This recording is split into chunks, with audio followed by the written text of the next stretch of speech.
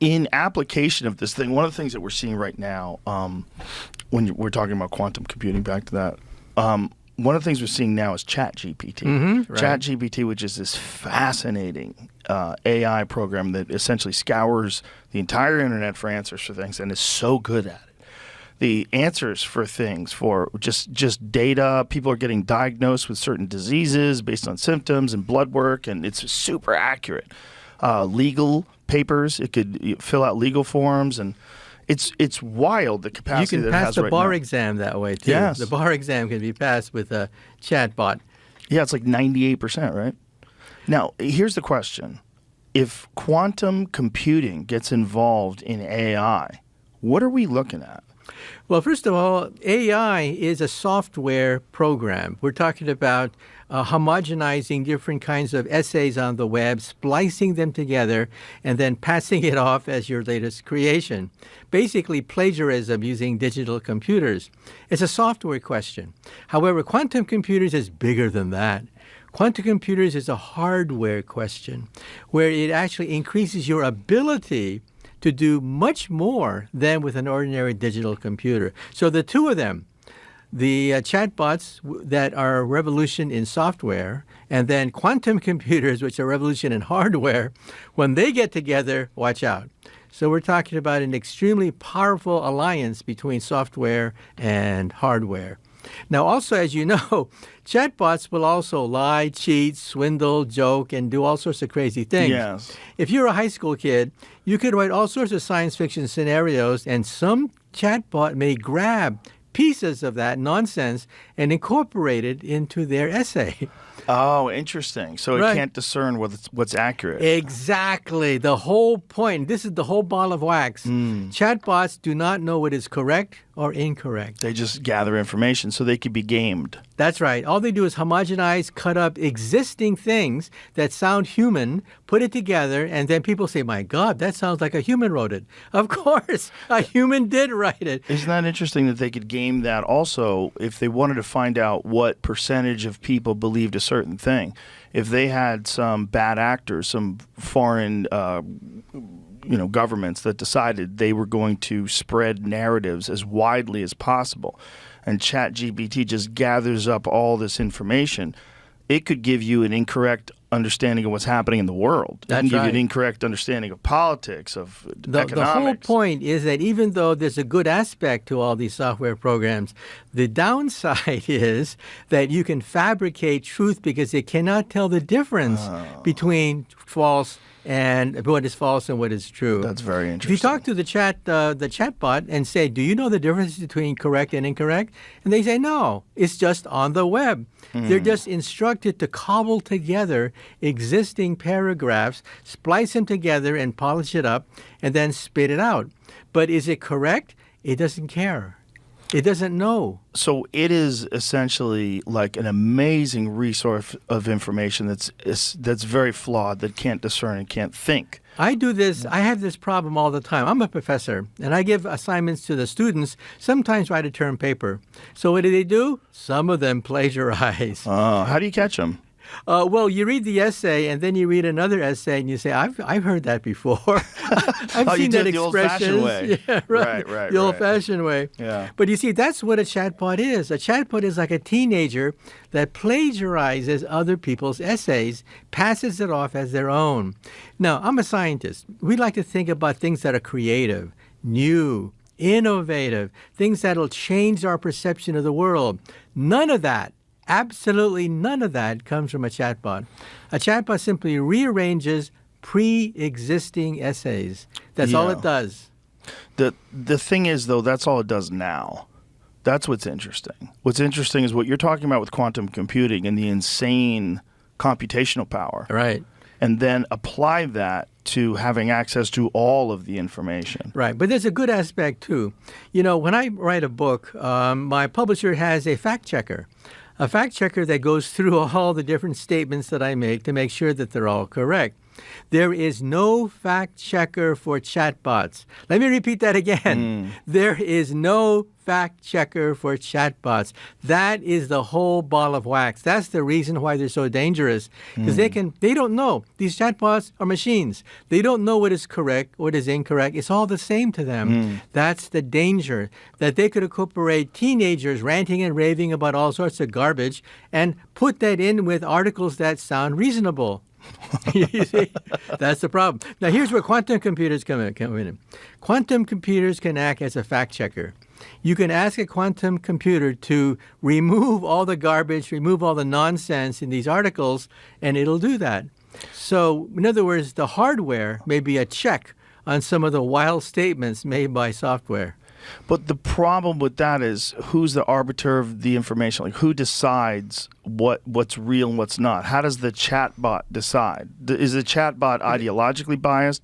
The chatbot doesn't. The chatbot simply spits it out. The quantum computing does. Yeah, quantum computing can then... it's going to be able to discern what's real and what's not real, even what's propaganda? If there are gradations of what is true, like it is partially true or whatever, it could give you the detailed understanding of what could be misconstrued, what is partially correct, what is misleading but partially correct. You see what I'm saying? Yes. Right now, the chatbot just splices it together like an editor. That's all it is, an editor, not a fact checker, and spits out cobbled together articles that sound reasonable, but there could be dynamite inside some of these articles that were spliced into what was proposed. With a quantum computer, you can fact check things. And then you can say, this is 90% correct, this is totally wrong, this is sometimes correct, and you get gradations of what is correct and incorrect. Well, if you can get an objectively accurate fact checker, that would be a huge step up from what we have today, because a lot of people have very little faith in certain fact checkers. And when you find out that they're ideologically biased or they're governmentally biased, and if you could have something that could just tell you, have you been paying attention to how Twitter's doing it now, where they have community notes? Have you seen this? No, I haven't. It's interesting. Like, say if someone makes a statement about something controversial, climate change, whatever, and then this controversial statement gets refuted in the community notes. And then people will start commenting, and really intelligent, very well-read people on specific subjects will chime in with peer-reviewed papers and all these different statistics that show, and then Twitter will correct it. And it will say, readers have said, and then put up the relevant information. Right. See, that's what chatbots do not do today. Yeah. They have no understanding of correct or incorrect, false and truth. No understanding of that. But with hardware coming into the picture that is more advanced, then, yeah, you're talking about machines that can do that automatically. But is the problem who controls that machine? Like, say if China gets a hold of one of those machines first, if they develop a quantum computer first and they start implementing it. Well, we have to make sure that our quantum computers can check other people's quantum computers to make sure that they're not fudging the facts. Right. Now, That's what I'm remember talking that about. if this is not done legally, if there are no laws passed in this direction, and it's like the Wild West, then, of course, the politicians get involved, and it becomes a real mess.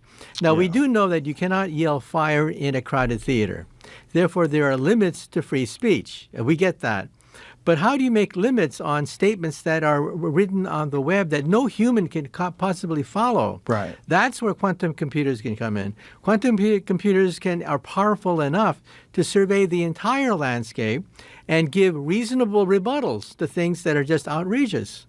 Well, more than that, it's going to be able to instantaneously change how we interact with each other in terms of language barriers, all these issues that we have currently. I'm sure you're aware of Google had their earbuds. There was a feature where, if you went to Spain and didn't speak Spanish, you could talk to it, and they would talk to it, and it would translate back and forth. So you could have a real-time conversation. I'm not sure how good is it. How good is that, Jim? But if there's something like augmented reality, and we have something like that, you're going to be able to instantaneously translate what people are saying. Yeah. There'll be no language barriers for people. We'll be able to. I think that would change just human perception across the world, just the way we view each other. It's so easy to think of each other as being different because we speak a different language and we live in a different part of the planet. but that would literally change how we interact with each other. Yeah, and just remember that where do correct ideas come from? Correct ideas come from interaction with incorrect ideas. It's the struggle between ideas out of which correct ideas emerge. And this does not happen on the internet because, of course, with chatbots, everything is cobbled together, cut, spliced, and simply glued together with Scotch tape, masquerading as an essay. So with fact-checking, I think it's going to be different because unless we do fact-checking, the politicians will get involved. Yes. And this is going to be a real mess. So I would hope that the industry does fact-checking by itself rather than having politicians do it. It's such an important point that you said, where you said that the bad ideas have to exist so the good ideas triumph. And that's really an argument against censorship on the internet, which is another problem that people have. Especially censorship when it comes to something being ideologically based. But when you're thinking about quantum computing, I think this is small potatoes, right? I think we're looking at literally being able to change how we interact with the universe. Like when we were talking on our last podcast about the preponderance of evidence that there's things that operate inside of our atmosphere that are beyond imagination, that are They operate with no visible means of propulsion. They move at insane speeds. We don't understand what they are. If we think about what quantum computing is going to be capable of, that's the kind of stuff we're thinking about, right? Yeah. You see, quantum computers are the ultimate computers because they're computing on atoms. If there are aliens in outer space, and I think there are, it means that they also have perfected quantum computers, and they can do calculations that are far beyond anything that we can calculate with. Like, for example, a wormhole. A wormhole, in principle, is a gateway between two distant points in space and time, which allows you to break the Einstein barrier and go faster than the speed of light. But the calculations are horrendous. It may take a quantum computer to sort through what happens when you go through a wormhole and wind up on the other side of the universe. And the aliens probably already have done that. Yeah, They've probably had centuries of experience with quantum computers because that's the ultimate computer. You can't compute on anything smaller than an atom. And they probably already have used the quantum computers to navigate through wormholes, let's say, hypothetically. It's so fascinating when you think of where we were just a few thousand years ago, or a few hundred years ago, to where we are now. And then you imagine the invention of quantum computing, you imagine everything, just the whole idea of whatever we think of current computer progression just goes out the window. And it's insane calculation capabilities. Like we could be able to do something like that in the future. Right. Quantum computers allows us to calculate things that are way beyond our ability to calculate today, like going through a wormhole or warp drive, or even the question of multiple universes. People ask the question, how come quantum computers are so powerful? It's because they compute in parallel universes. This is the multiverse, which, of course, Marvel Comics has discovered and the Oscars have discovered recently. But the multiverse idea comes from quantum physics. Electrons can be two places at the same time.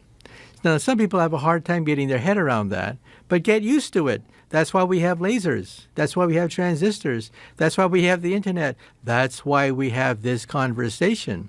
Because the electrons that are in this microphone dance between universes at the atomic level.